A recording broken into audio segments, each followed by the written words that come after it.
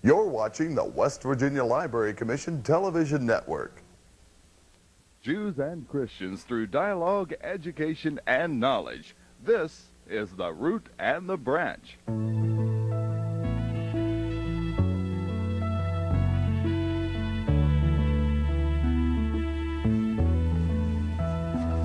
Welcome. I'm Hazel Crowley, and we invite you to come and listen to us this morning for a discussion. We are the Root and Branch, and I'd like to introduce you to our panelists this morning. We have some new faces here. We have Jeff Ramey he's a Baha'i, and he's from Barbersville, right? Pretty much. Lives out in the country there, and you're also a businessman, aren't you? Yes, I am. And he's considered to join us this morning. And then we have Dr. Terry Moore from over at the I could always get somebody wrong it's anyway. A difficult name. It's a Unitarian Universalist Yes. Fellowship here in the Kanawha Valley, and you're new to the valley, aren't you? Yes, I began officially September 1 at the Unitarian Universalist Fellowship of the Kanawha Valley. You began. I began. I'm in the process of moving and getting settled in this summer, and getting to know the community and make some friends, and we're looking forward to a good start this September. Where are you from? I grew up in the Carolinas, mostly South Carolina. My dad was a Baptist minister, and I grew up in the Baptist tradition and had a lot of questions as I was growing up, and began asking a lot of questions when I was in college, and I discovered then the Unitarian religion there in Charleston, South Carolina, as I was going to school, and I began about a 13-year process of exploring the beliefs and the teachings that I was taught as a fundamentalist, and even went to the Baptist Seminary in New Orleans for 11 years. We lived there, and in that process I came to discover myself as a Unitarian Universalist and not a Baptist fundamentalist. Okay. And so I joined the Unitarian Universalist congregation there, and have just Let moved me. here. I also want to introduce you to Father. Father, you're the old familiar face. I should Stand by say, today. the young familiar face. This is Reverend P. Edward Sadie from over at Sacred Heart Cathedral, and welcome to you. You okay? All goes well. Rabbi had a funeral. Really? He stole one of your lines. He had a funeral, and Reverend Estep is on. I think he's on some type of a retreat. So. I know when you got here, you were surprised, weren't Yes. you, that you had other people. We want to know as much as we can about each of you. Our title today is Religious Minorities, and so we wanted to, we may have another session sometime, I don't know, with probably different people, but I'd like for each of you to tell us a little bit about your religion. Jeff, would you like to begin? Certainly. The Baha'i Faith is an independent worldwide religion that began in the year 1844. Dr. Moore, let's do the same. Well, you gave us a little bit of background there where you're from, but how did the Unitarian Universalists get started? Just briefly. Well, the ideas are ancient. The idea of Unitarianism being focused on the oneness of God and the deity. Of course, that goes back into ancient times, and the Hebrew people carried that tradition forward in ancient times. The Universalist side of our family comes from the grandest hope expressed early on in the Christian church by a scholar and leader by the name of Origen, who taught that God's love is so triumphant and so victorious that eventually everyone will choose to love God and to be, as the Christian terminology is, saved or redeemed. And Origen hoped so optimistically and so grandly in the all-conquering love of God that he asserted that eventually everyone, including the devil himself, will be saved. It's a grand, optimistic hope in the future of all being reconciled to God. Now, through the centuries, that was persecuted. These different ideas were oppressed by the Roman Catholic Church and by other religious authorities who came into the power of the state during the European merger of church and state. And a lot of our people who expressed these ideas were oppressed, including Michael Servetus, who was burned at the stake by John Calvin for printing his book on the errors of the Trinity. And our forebears objected to the teachings of the Catholic Church on the Trinity. And when you come into the time of the Reformation, and the Reformers put a great emphasis on returning ad fontes, to the fount, to the Bible, to just what's in the Bible as expressing what is Christianity. Then you're not a would it be a fundamentalist type of thing? Well, in the history of our ideas, there came a point where some wanted to focus just on what's in the Bible, and early Unitarians at that point in history realized that the Trinity is not in the Bible. The word Trinity does not appear in the Bible, and it is a doctrine that was developed by the Catholic Church later.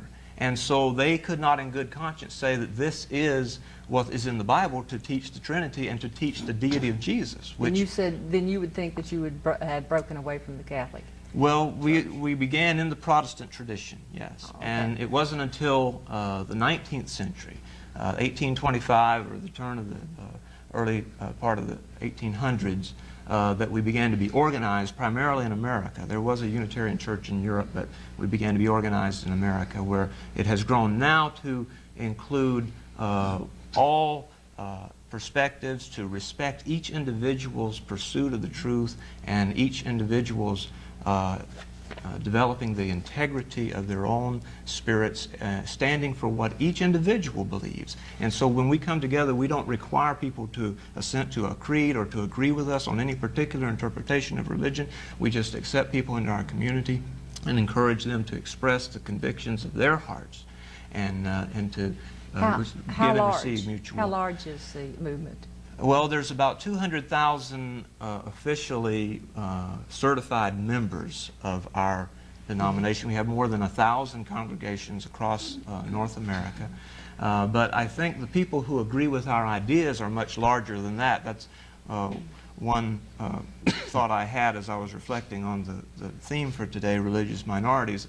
Organizationally, in religious organizations, we may be a minority, but I think in terms of our ideas, we are the tolerant majority in America. What types of people join your religious affiliation? Well, it's, again, a diverse group, people from all walks of life. To be honest, typically, Unitarian Universalists have tended to be more educated, more upper middle class, and that has been a problem for us because that gives some people the idea that we're elitist and we think we're better than everybody, but we don't. We want to be the people's religion. And are you declining in numbers or growing or we're standing growing. still? We are growing. You're growing. Yes. And okay, then Father Sadie, would you consider yourself to be a minority at the Catholic Church here in the area? Is it a minority or not? Well, minority can mean different things at different times. It's kind of relative. Certainly worldwide, 1 billion, over 1 billion, members of the one holy Catholic Apostolic. How about you? Do you think you have the freedom to be yourself and worship in America? You said the religion is basically in America, right? Well, organizationally, but there are other organizations around the world. The Unitarian Universalist Association is an association of congregations throughout North America, Canada, and the United States and Mexico. But there are other organizations around the world. Right now in America, we do enjoy the religious liberties that some of our Unitarian forebears led the way in advancing in this country. We're very grateful for the legacy of Thomas Jefferson, who was in spirit, though not in official membership, a Unitarian. There wasn't a Unitarian church close to Charlottesville or Monticello where he lived for him to be a member, but he predicted at his death that every young man in America then living would die a Unitarian. He had some very favorable comments to make about Unitarianism. My concern for the future and for the 21st century is to see the rise of religious fundamentalism. I mean, there's fundamentalist cable channels, there's mega churches, there's people pouring lots of money into movements to undermine the religious liberty that Unitarians and Universalists have helped to establish in this country. And especially movements such as is now before Congress with the so-called charitable choice, where welfare reform is being funneled into churches, and Senator Ashcroft of Missouri is talking about giving ministers hiring and firing power over social workers, whether or not they agree with the minister. I mean, the minister will have the power to fire people who are working in social causes based on whether or not they believe to the doctrine of that minister. This is everything that our religious liberties in America have in the past been separated from. And this wall of separation of church and state that has been very good for religion and America is being deteriorated. That'll be another program. Good. Okay. Father, how about you, Dr. Moore? Yes, I suppose it is more difficult to be a racial minority or a person who's a minority in their sexual orientation. And my sorrow is that oftentimes organized religion contributes to this discrimination. You know, whether it's the Archbishop in Colorado who's discouraging people from participating in the Dignity Conference that's coming up, and discouraging people from associating with homosexuals, and the homophobia that is perpetuated by fundamentalist religion, and the racism that is preached and that was supported out of proof texts in the Bible, just as homophobia is defended today. Do you have all different races in your religion? Yes, we welcome people of all races. We do not have any racial test for being a member of our congregation. One of the founders of the local Unitarian Universalist Fellowship in Charleston, West Virginia, who is still a member, an elderly member, was a black man, African American, and he came to the dinner last spring when I was introduced to the congregation. I was glad to meet Father, him. Dr. Moore? Well, the Unitarian and Universalist traditions, which merged in 1961, have a long, illustrious history of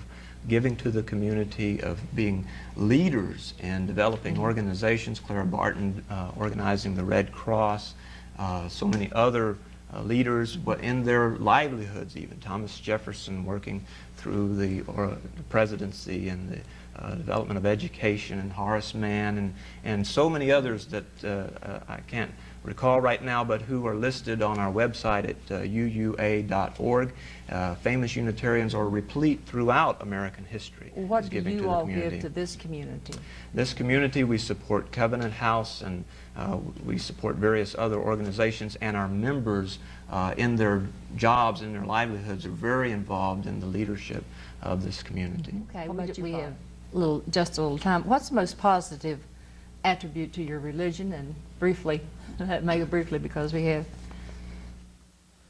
Within the Baha'i faith, it would be the belief in progressive revelation, that God is constantly revealing himself to mankind through the auspices of a human temple. That would be what we call a prophet.